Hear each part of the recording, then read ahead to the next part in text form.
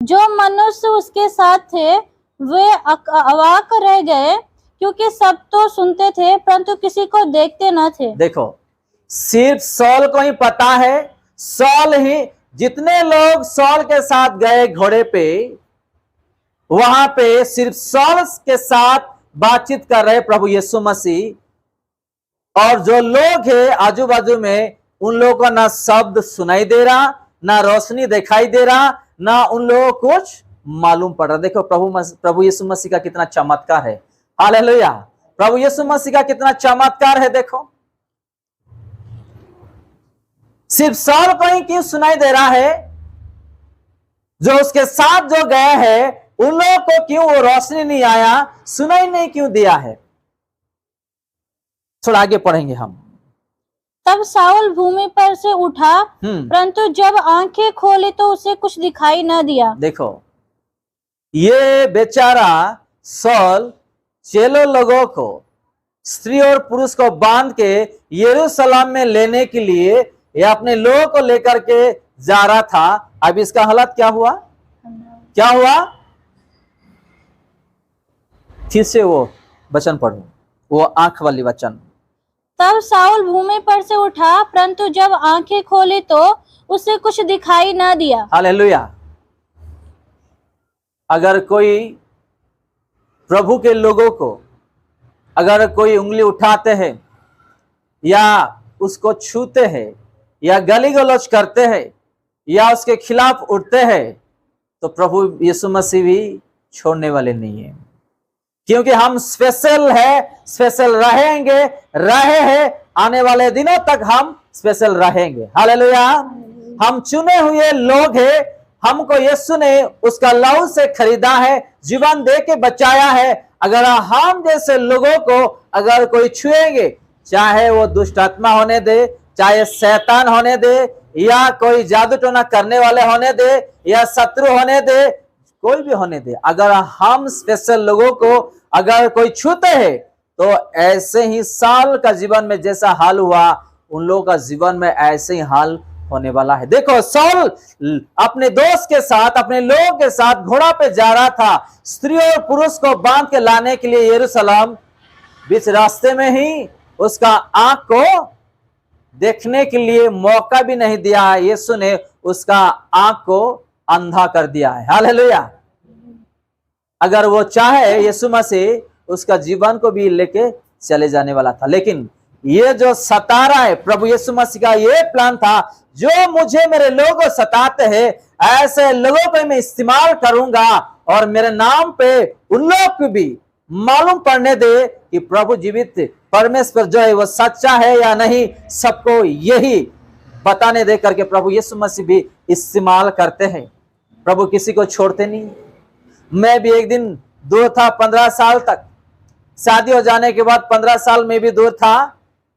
कितना दूर, कितना साल आप दूर हो गए। प्रभु यीशु मसीह भी देखा था, देखा देखा देखा, अच्छा झटका मुझे भी दिया। हालेलुया। प्रभु यीशु मसीह मुझे भी अच्छा झटका दिया, अच्छा सीधा किया। मारपीट किया, पति पत्नी के बीच में झगड़े हुए, फिर मैंने ही घुटने टेका। हालेलुया। आखिर क्या हुआ, मुझे घुटना टेकने पड़ा।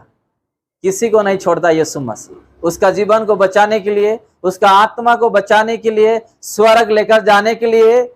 हम सोचते हैं मेरा पति क्यों बदल नहीं रहा है, मेरा पत्नी क्यों नहीं बदल रहे, मेरे बच्चे लोग क्यों नहीं बदल रहे, मेरा माता पिता क्यों नहीं बदल रहे, मेरा भाई बहन क्यों नहीं बदल रहे, मेरा सास ससुर क्यों नहीं बदल रहे, मेरे दामाद और मेरे बेटे क्यों नहीं बदल रहे, मेरे बेटे और बहू क्यों नहीं बदल रहे। अरे उसका समय है।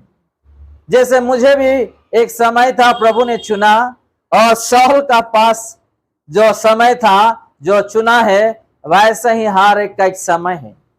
प्रभु किसी को नहीं छोड़ते हैं। वो कितना दारू पीने वाला आदमी होने दो, या वो व्यभिचार करने वाले होने दो, या कत्ल करने वाले होने दो, गाली गलौज करने वाले होने दो, वो कितना मूर्ख क्यों ना हो, प्रभु किसी को नहीं छोड़ने वाले। एक ना एक दिन उसको पकड़ के लाने वाले, और उसके नाम पर वो इस्तेमाल करने वाले। हालेलुया। हम आगे देखेंगे। और वे उसका हाथ पकड़ के दसमीन के में ले गए। वह दिन वो 3 दिन तक न देख सका और न खाया और न पिया। हालेलुया। क्या हुआ? ये चेले लोगों को, विश्वासी लोगों को यरूशलेम जा करके बांध के लाने के लिए गया। बीच रास्ते में उसका आंख जो है अंधा हो गया है। ना 3 दिन उन्होंने खाया, ना पिया, ना सोया, क्योंकि उसको आंख नहीं दिख रहा।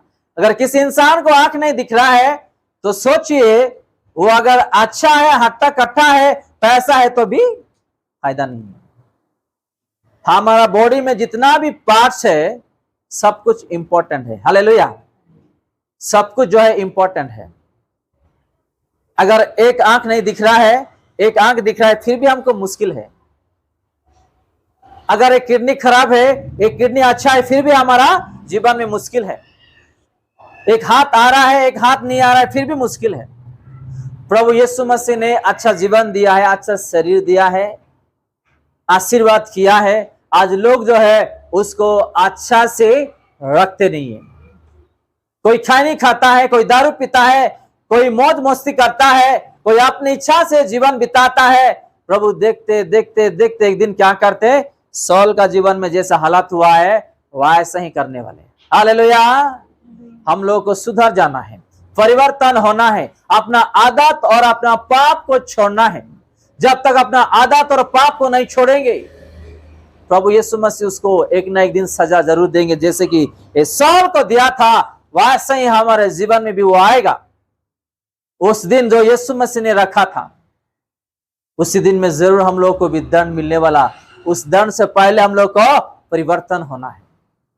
मैं भाई का गवाही देना चाहता हूं, जैसे इसका आंख जो नहीं दिख रहा है। एक भाई जो है कलेसिया जाता था, 23-24 साल का उम्र में शादी हुआ, अच्छे बच्चे भी है, अच्छा गाना गाते थे कलेसिया में, वचन पढ़ते थे कलेसिया में, लोगों का दृष्टि में बहुत यानी कि पवित्र इंसान दिखते थे, एक अच्छा इंसान दिखते थे। लेकिन उसका जीवन में एक छुपा हुआ एक राज था। क्या छुपा हुआ एक राज था? एक गलत चीज वो जो है इस्तेमाल करता था। प्रभु ने उसको बहुत दिन मौका दिए है सुधार जाने के लिए, वो आदत छोड़ने के लिए, लेकिन उन्होंने नहीं छोड़ा। एक दिन क्या हुआ? उसको कैंसर आ गया है। हालेलुया। उसको एक दिन क्या हुआ? कैंसर आया। वो क्या करता था? उसको ये गुटखा और पुड़िया खाने का आदत था। क्या? पुड़िया और गुटखा खाने का आदत था। वही मुंह में वो पुड़िया गुटखा खाता था, वही मुंह से प्रभु का आराधना करता था, वचन पढ़ता था और गाना गाता था, प्रार्थना करता था।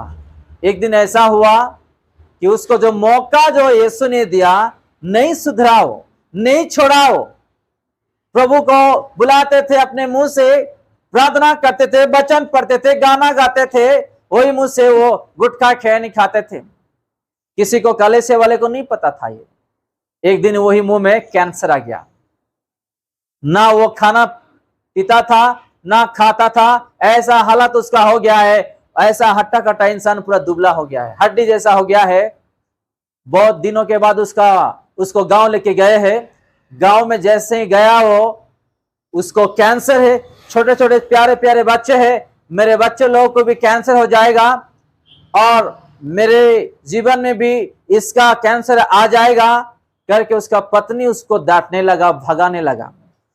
खुद का बेटे का मामी और डैडी भी उसको घर में रखने के लिए नहीं दे, क्योंकि उसका कैंसर हमको आ जाएगा, अगर वो मरेंगे तो हम भी मर जाएंगे करके उसको घर से भगा दिए। वो बेचारा रोते रोते फिर आ गया एक शहर में और एक छोटा कमरा लिया था। वो कमरे में अकेला था।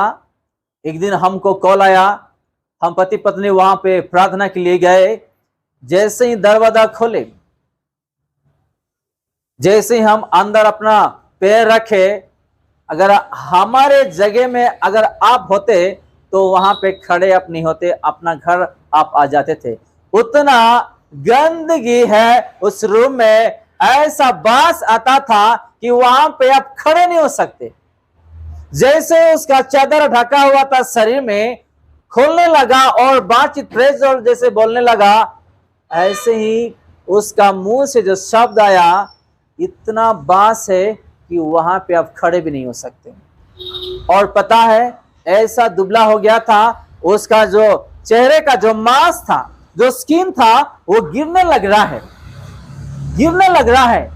अच्छा सुंदर था वो भाई, हट्टा कट्टा था, और वो भाई के लिए हम गए थे। जैसे उसको देखे मुझे रोना आया।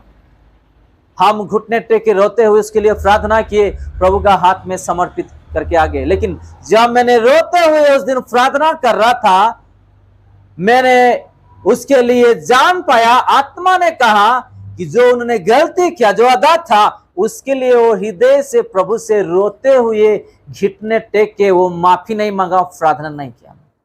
उस दिन भी, जो दिन में मैंने वहां पे गया था मेरे पत्नी के साथ प्रार्थना करने के लिए, जब हम प्रार्थना कर रहे रोते हुए, ना उसको आंसू आया, ना हृदय से वो प्रार्थना कर पा रहा, ना वो रो रहा, हम देखे हैं।